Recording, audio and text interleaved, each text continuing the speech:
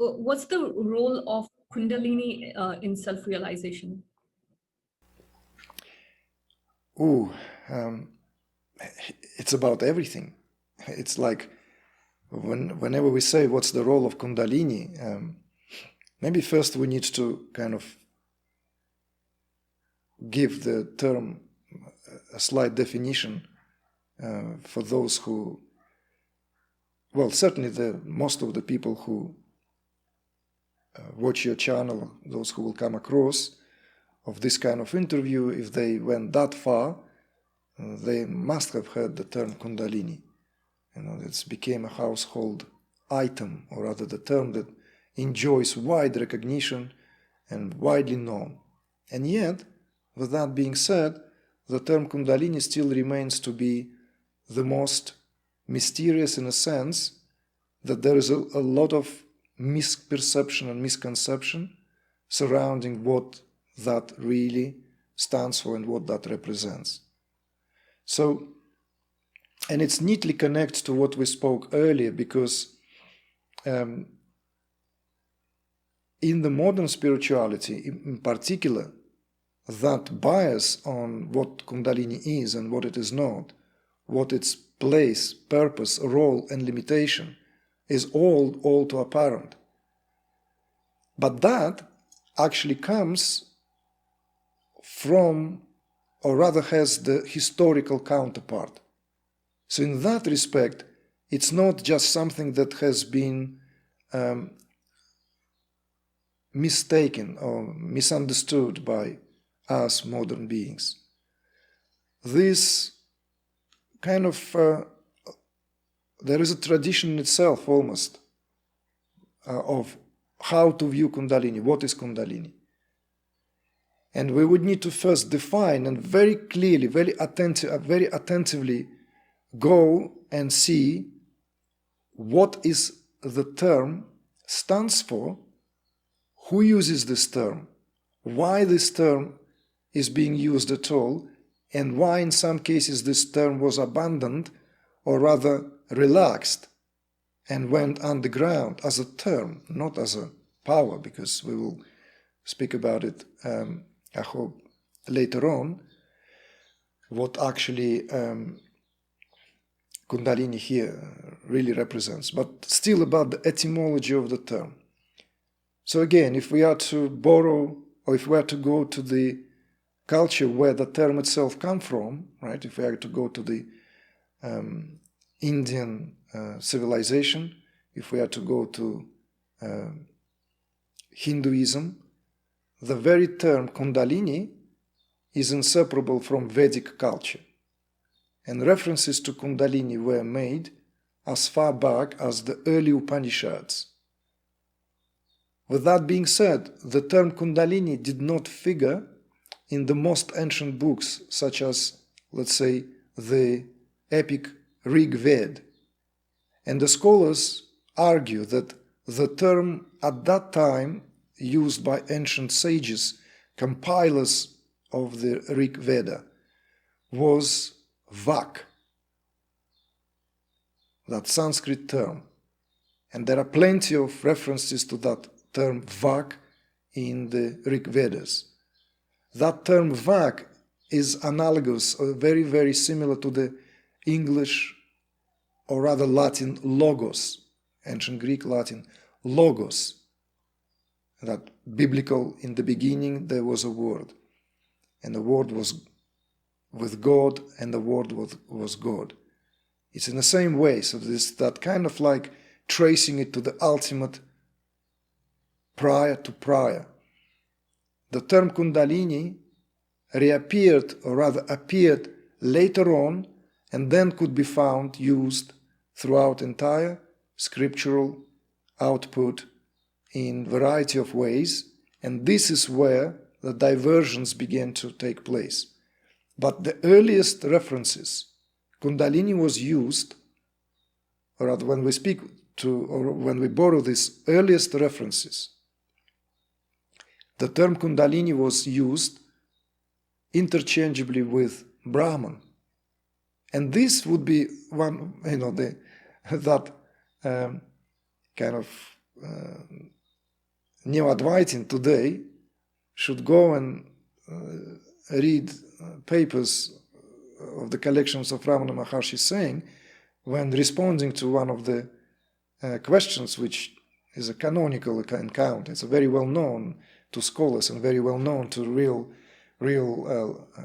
enthusiasts of Ramana Maharshi's teaching, is when he was asked, Bhagwan, what is Kundalini and what's its purpose, And his response was very straightforward and kind of like put all the speculations aside. He said, Kundalini is nothing other than the self. It's Shakti. It's just, sometimes we say Brahman, but at other times we refer to it as Shakti. At other times we say it as Kundalini, the self, Atma. So the so-called proponent of Atma Vikara made it very clear that Kundalini here is nothing other than absolute. And furthermore, he gave this analogy. He said, it's just the yogin, the yogi, pursues the path of activation of that force through these special methods, mainly known through Hatha Yoga, where the body is held in such way, in this posture, with the use of pranayama, with the use of bodily locks known as bandhas, one way or the other, controlling the life force, yogi would awaken that Kundalini. With the Jnani, Ramana Maharshi continued, one would be given to the process of self-inquiry, which sooner or later will lead to the awakening of the life force, and in both cases, it will enter the Sushumna, and upon entering the Sushumna, Kundalini will complete the process. Period. No room for speculation left. But how many people bothered to look into this and learn this? I've heard people who say that Ramana Maharshi undermined and dismissed Kundalini. Well, that is a lie. That is a kind of like a fake news. You see, it's a kind of, a real disease of our time, because nobody really wants to go to the source and really learn, because nobody has the time. And because of that, there is this propensity to take at the face value the superficial notions, these superficial sayings, which, interestingly enough, always somehow self-serving.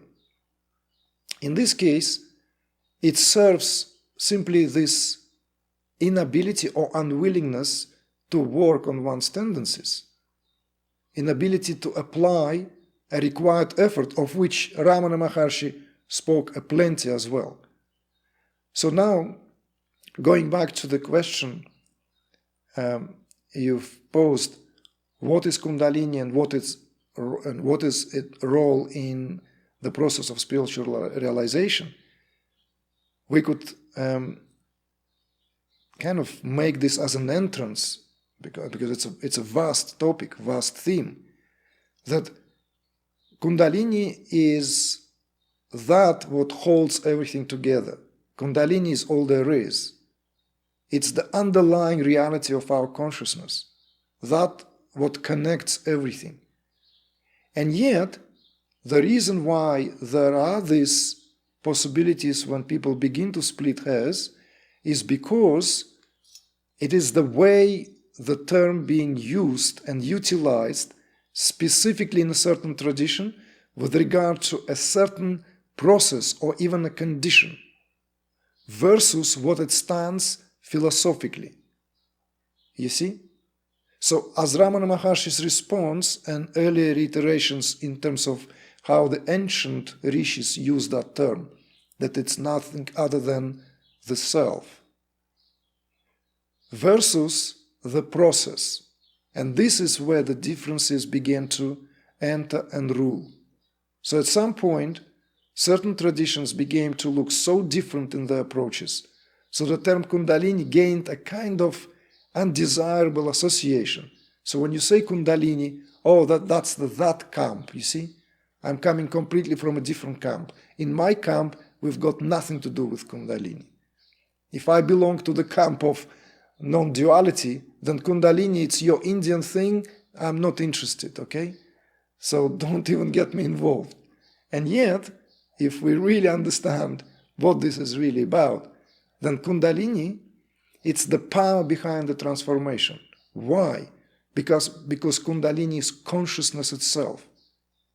It's just happened that on the level of individual experience, and what gave the term its unique sound, texture, this term, Kundalini.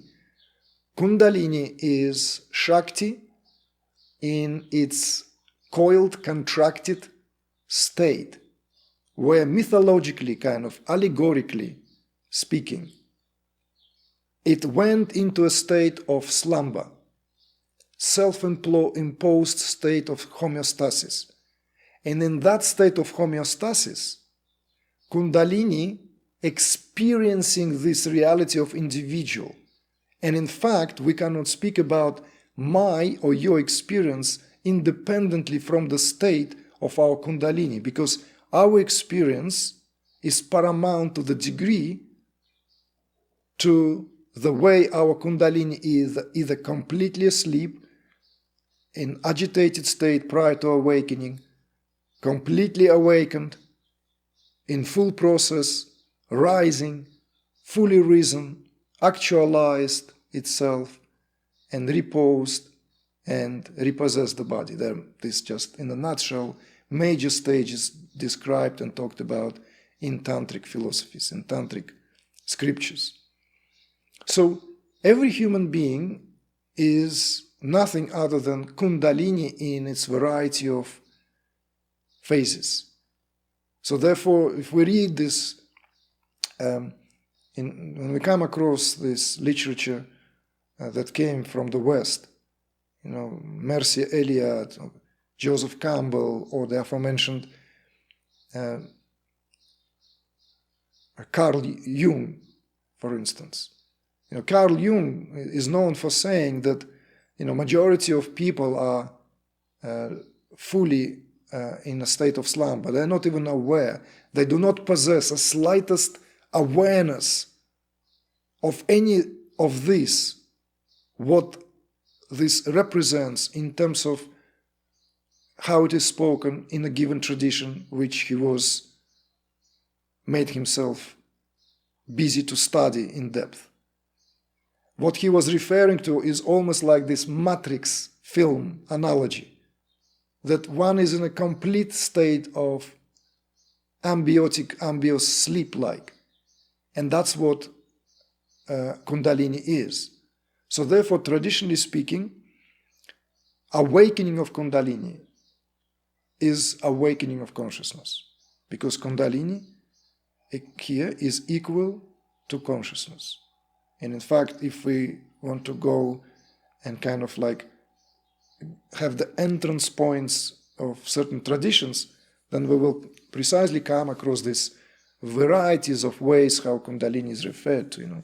Often she is referred to in that way as chitti. Chit is a more masculine way of speaking of consciousness, chit, consciousness. Or chitti is that feminine way of referring to one's consciousness. So Kundalini is often spoken in tantras as chitti. And there is no human consciousness without Kundalini. So this is therefore the only way to understand Kundalini is to first of all to understand that everything, every attempt to get access to what Kundalini represents in our day and age, in a given culture, will be through the prism of empiricism. So our understanding is already limited there and then, because we still grapple with the term and concept of consciousness. It means so many things for so many people. So therefore Kundalini is, like speaking about Kundalini is even more difficult, because we're dealing here with esoteric concept that was born and developed in a specific culture for millennia. You see? But to dismiss it on the account that, well, it's just, kind of something in some culture, to me it's just a very naive and, quite frankly, uneducated approach. And those who have really delved into this, and certainly those who had some brushes with this power, then they know different.